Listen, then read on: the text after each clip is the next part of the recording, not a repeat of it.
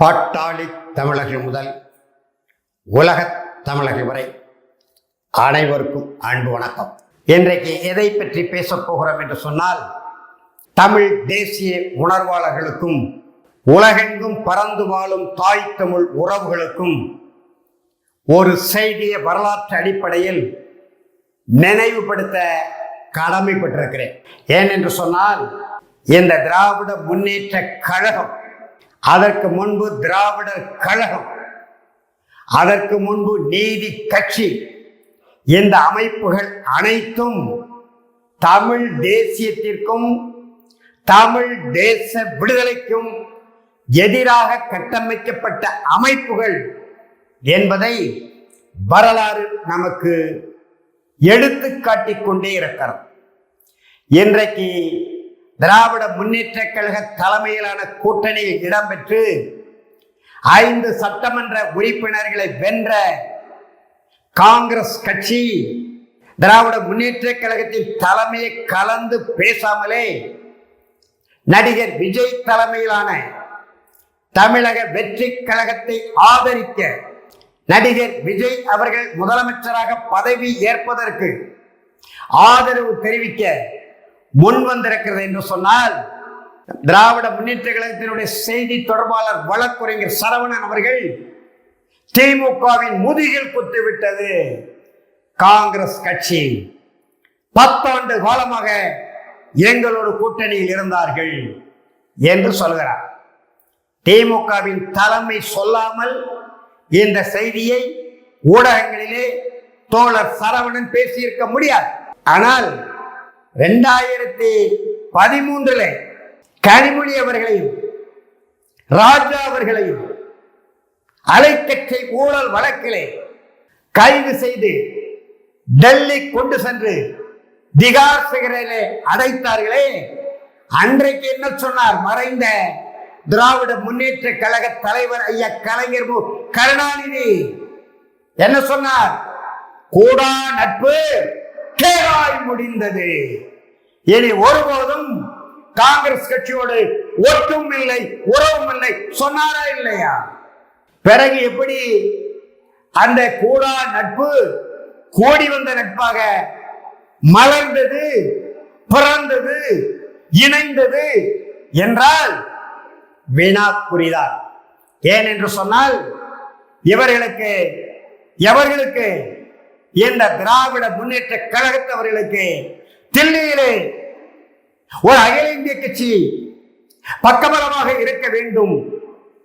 நாங்கள் எல்லாம் பிரிவினைவாதிகள் அல்ல, இந்திய தேசியவாதிகள். அதற்கு இந்திய தேசிய காங்கிரஸை ஆதரிக்கிறோம், இந்திய நாட்டை ஆதரிக்கிறோம், நாங்கள் எல்லாம் இந்தியாவிற்கு கொத்தடிமைகள் என்பதை பறைசாற்ற காங்கிரஸ் கட்சியோட கூட்டணி. ஏன் பாரதிய ஜனதா கட்சியோட கூட்டணி சேராத கட்சியா திராவிட முன்னேற்ற கழகம்? வாஜ்பாய் அரசை ஒரு விருந்து வைத்து கலைத்து எறிந்தார் அம்மையார் ஜெயலலிதா. அந்த வாஜ்பாய் அரசுக்கு முட்டை கொடுத்தது யார்? வாஜ்பாய் நல்ல மனிதர் என்று சொன்னது யார்? பண்டாரம் பரதேசி கட்சிகள் என்று சொல்லிவிட்டு பிறகு வாஜ்பாய்க்கு வெண்சாமரம் வீசியது யார்? இந்த திராவிட முன்னேற்ற கழகம். இது ஒரு வரலாறு. ஆனால் 1977 ஜனசங்கமும் பாரதிய ஜனதா கட்சியின் முந்தைய பெயர் RSS அரசியல் அமைப்பு ஜனசங்கமும் இணைந்த ஜனதா கூட்டணியிலே திராவிட முன்னேற்ற கழகம் சேர்ந்ததா இல்லையா? வரலாற்று பிழைகளை நெடுக செய்து கொண்டிருக்கிறது திராவிட முன்னேற்ற கழகம். 1965 இந்த நாட்டில் மொழி புரட்சி நடைபெற்றது. இன விடுதலைக்கு போராட்டங்கள் நிகழ்ந்தன. அதன் ஊடாக தேசத்தின் விடுதலைக்கு தமிழ்நாட்டு மக்கள் கிளர்ந்து எழுந்து நின்றார்கள். அந்த போராட்டத்தினுடைய விளைவே திராவிட முன்னேற்ற கழகம் ஆட்சிக்கு வந்தது. மறந்துவிட வேண்டாம். நான் வரலாற்று நெடுகில் உள்ள பதிவுகளை நினைவுபடுத்தி கொண்டிருக்கிறேன். 1956 வரை மொழிவழி மாநிலங்களாய் பெறுகிற வரை தேர்தலில் பங்கெடுக்கவில்லை திராவிட முன்னேற்ற கழகம். மொழிவழி மாநிலம் பிரிந்த பிறகு 1957 முதலில் திராவிட நாட்டு விடுதலை கொள்கை அடைந்தால் திராவிட நாடு, அடையாவிட்டால் இடுகாடு, என்று முழங்கி தேர்தல் களத்தை சந்தித்தது. 15 சட்டமன்ற உறுப்பினர்கள் வென்றார்கள். ஆனால் 62 அதே திராவிட நாடு முழக்கத்தோடு தேர்தல் களத்தில் இருந்த திராவிட முன்னேற்ற கழகம் 50 இடங்களில் வெற்றியை பெற்றது. அந்த 50 இடங்களில் வெற்றி பெற்ற திராவிட முன்னேற்ற கழகம் ஏற்கனவே 57 வெற்றி பெற்ற 15 சட்டமன்ற உறுப்பினர் அறிஞர் அண்ணா, நாவலர் நெடுஞ்செழியன் உட்பட 16 பேர் தோல்வியை தழுவினார்கள். ஒரே ஒருவர் மட்டும் வென்றார். அவர்தான் அன்றைக்கே அரசியல் நுட்பத்தை அறிந்த கலைஞர் மு. கருணாநிதி. அவர் மட்டும் எப்படி வெற்றி பெற முடிந்தது? மற்றவர்கள் எல்லோரும் அவரவர்கள் ஏற்கனவே வென்ற தொகுதி, அண்ணா காஞ்சிபுரத்திலே நின்றதை போல வென்ற தொகுதியை போட்டிட்டார்கள். ஆனால் வென்ற தொகுதிகளை மீண்டும் நின்றால் நாம் படுதோல்வி அடைவோம் என்பதை நுண் அறிந்து ஐயா கலைஞர் குளித்தலையிலிருந்து தஞ்சாவூருக்கு இடம்பெயர்ந்தார். தஞ்சை மருத்துவக் கல்லூரி மருத்துவமனை கட்டுவதற்கு இன்றைக்கு பல லட்சம் கோடிக்கு பெறுமதிப்புள்ள 300-350 ஏக்கர் நிலத்தை முதலமைச்சர் காமராஜர் கேட்கிறார் என்று அப்படியே இலவயமாக கையளித்த பரிசுத்த நாடாரை தோற்கடித்தார்.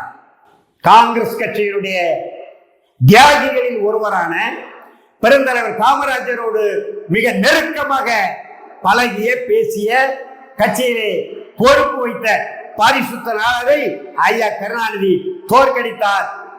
அதன் பிறகு 1965 மொழி புரட்சிக்கு பிறகு இன்றைக்கு இளைஞர்களும் இளைஞர்களும் கிளர்ந்து எழுந்து விஜய் விஜய் விஜய் தளபதி தளபதி தளபதி என்று கிளர்ந்து எழுந்து மாபெரும் புரட்சி செய்து நடிகர் விஜய் விசில் சின்னத்திலே வாக்களித்து 108 சட்டமன்ற உறுப்பினர்கள் வெற்றி பெற வைத்தார் பாருங்க. இந்த மாதிரி இல்ல. 65 உடல் மண்ணுக்கு உயிர் தமிழுக்கு என்று முழங்கினார்கள். தமிழின இளைஞர்களும் மாணவர்களும் தமிழினத்தை ஒன்று கூட்டுவோம், தமிழ்நாட்டை வென்று காட்டுவோம் என்று தமிழ் தேச விடுதலைக்கு அடித்தளமிட்டு மொழி புரட்சி நடைபெற்றது. அதன் விளைவாகத்தான் அந்த திராவிட முன்னேற்ற கழகத்தில் இருந்த மாணவர்கள் இளைஞர்களும் நடத்திய மொழி புரட்சி முத்தமிழ் காவலர் கியாபி விஸ்வநாதன் கருத்தை ஏற்று மொழிஞாயிறு தேவநேய பாவாணரும் பாவேந்தர் பாரதிதாசனோரும் எழுதிய இலக்கிய அடிகளை ஏற்று பாவலரே ஐயா பெருஞ்சித்திரனார் போன்ற தமிழ் அறிஞர்கள் புலவர் பெருமக்கள் அன்னை தமிழை காக்க அருந்தமிழர் இனமே எழுந்து வா என்கின்ற தனித்தமிழ் இலக்கிய அடிகளை ஏற்று ஆதிக்கம் செலுத்த வந்த இந்தியை எதற்கு மிகப்பெரிய புரட்சியை நடத்திய இளைஞர் கூட்டங்களுடைய மன உறுதியையும் மன வலிமையும் எண்ணி பார்த்துதான் தமிழர் தந்தை சீபா ஆதித்தனார் அவர்கள் மீண்டும் ஒரு கூட்டணியை உருவாக்கினார்கள். திராவிட முன்னேற்ற கழக தலைமையிலே எதிரும் புதிருமாக இருந்த சுதந்திரா கட்சி தலைவர் ராஜாஜி அவர்களையும் தமிழரசு கழக தலைவர் மாப்போசி அவர்களையும் சந்தித்து பேச வைத்தார். மார்க்சிஸ்ட் கம்யூனிஸ்ட் கட்சியை இணைத்தார். பிரஜா சோசியலிஸ்ட் கட்சியை கொண்டு வந்தார். அப்படி பல்வேறு கட்சிகளை இணைத்து உருவாக்கிய கூட்டணி தான் 67 வென்றது, வாகை சூடியது. அறிஞர் அண்ணா அவர்கள் தலைமையிலே அமைச்சரவை ஏற்றது. அண்ணா முதலமைச்சரானார். 69 அண்ணா மறைவிதியினார். இயற்கையினுடைய விதி இது. நாவலர் நெடுஞ்செழியன் அண்ணாவுக்கு அடுத்து இருந்தவர் இடைக்கால முதலமைச்சராக பதவியேற்றார். 30 நாட்கள் கழிவதற்குள் பக்தவத்சலம் எந்த சமுதாயத்தை சார்ந்தவர், அண்ணா எந்த சமுதாயத்தை சார்ந்தவர், அந்த சமுதாயத்தை சார்ந்தவரே 3வது முறையும் தமிழ்நாட்டின் முதலமைச்சராய் பதவி வகிப்பதா? விளிம்பு நிலை தமிழன், ஒடுக்கப்பட்ட தமிழன் நான், என்னை முதலமைச்சராக்குங்க என்று ஐயா கலைஞர் அவர்கள் முயற்சி செய்ய அவருக்கு துணையாக இதே தமிழர் தந்தை சிவா ஆதித்தனாரும் மக்கள் கழகம் மாக்கோராவும் துணை நிற்க முதலமைச்சர் பதவியை ஏற்றார். 72 வரை அந்த அமைச்சரவை நீடிக்க வேண்டும், சட்டப்பேரவை நீடிக்க வேண்டும். ஆனால் 1971 நாடாளுமன்ற தேர்தலை ஒட்டி அமைச்சரவையே பதவி விலகி சட்டப்பேரவை கலைத்து நாடாளுமன்ற தேர்தலோடு தமிழ்நாடு சட்டப்பேரவை தேர்தல் இணைத்து நடத்துகிற அண்ணா மறைந்த அனுதாபத்தில் பெருவாரியான வாக்கு வேறுபாட்டிலே திராவிட முன்னேற்ற கழகம் வாகைச்சூடும் என்ற நம்பிக்கையிலே அரசியல் நுட்பத்திலே காய நகர்த்தி கலைஞர் நின்றார். 184 சட்டமன்ற உறுப்பினர்களை வென்றார்.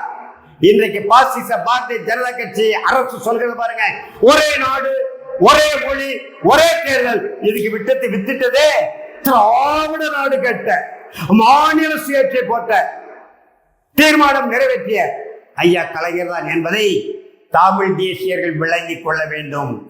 71 நடந்த சட்டப்பேரவை தேர்தலிலே எந்த பேராய கட்சி காங்கிரஸ் கட்சி மொழிப்போர் மறவர்களை சுட்டு கொன்றதோ, தடியடி நடத்தி கொன்றதோ, சிறைச்சாலையில் அடைத்து சித்திரவதை செய்து கொன்றதோ, அந்த காங்கிரஸ் கட்சியோடு வரலாற்று பிழையாக திராவிட முன்னேற்ற கழகம் கூட்டணி வைத்தது. அன்றையிலிருந்து இன்றைய வரைக்கும் காங்கிரஸ் கட்சி தமிழ் தேசியத்திற்கு பச்சை துரோகத்தை செய்து கொண்டிருக்கிறது. மொழிவழி மாநில பிரிவினையின் போது அதுதான். பெருந்தலைவர் காமராஜரை முதலமைச்சராக இருந்த போதும் இந்த காங்கிரஸ் கட்சி ஆட்சி அரசியல் தமிழர் விரோத அரசியல் வித்திட்டது யாரு? கலைஞர் மு கருணாநிதி. இன்றைக்கு முதுகில் குத்தி விட்டதாக கதை முடிந்திருக்கும் காங்கிரஸ் கட்சியுடைய கதை முடிந்திருக்கும் காங்கிரஸ் கட்சியுடைய கதை நுழைந்திருக்க முடியாது. பாசிச பாரதிய ஜனதா கட்சி தமிழ்நாட்டுக்குள் இன்னும் சொல்ல வேண்டுமேனால் தந்தை பெரியார் என்று சொல்வதை தவறில்லை. அந்த மனிதர் இந்த நாட்டில் இருக்கிறவரை ஒரு ஆர்வக்காரன் இந்த நாட்டுக்குள்ளே நுழையவில்லை. ஆனால் தொண்டு திறந்தது, கதவு திறந்தது திராவிடம் என்பதை மறந்து விடாதீர்கள் தமிழ் தேசியர்களே. இன்றைக்கு காங்கிரஸ் கட்சி திராவிட முன்னேற்ற கழகத்தின் முதுகலே குத்தியது. 2013 ஆர் ராசாவையும் கனிமொழியும் கைது செய்து டெல்லிக்கு கொண்டு சென்று திகார் சிறையிலே அடைத்த போது கூடா நட்பு கேடா முடிந்தது. பிறகு எப்படி அந்த கூடா நட்பு கூட்டணி சேர்ந்தது? மு க ஸ்டாலின் அவருடைய வரலாற்று பிழை. அவர் தந்தையார் 1971 வரலாற்று பிழை செய்தார். அதே வரலாற்று பிழையை கூடா நட்பு கேடா முடிந்தது என்று சொல்ல பிறகும் 10 ஆண்டு காலமாக கலைஞர் மு கருணாநிதியுடைய அருந்தவ புதல்வர் முத்துவேல் கருணாநிதி ஸ்டாலின் செய்தார். இன்றைக்கு முதுகில் குத்தி விட்டார்கள்.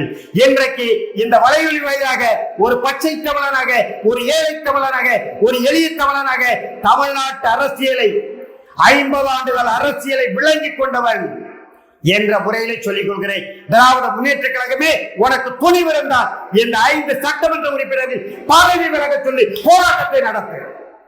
அவர்கள் தனித்து நின்று வெற்றி பெற்ற பிறகு நடிகர் விஜயை ஆதரிக்கட்டும், தமிழக வெற்றி கழகத்தை ஆதரிக்கட்டும். துணிச்சல் உண்டா என்ற வினாவை திமுகவை நோக்கி செலுத்தி விடைபெறுகிறேன். நன்றி, வணக்கம்.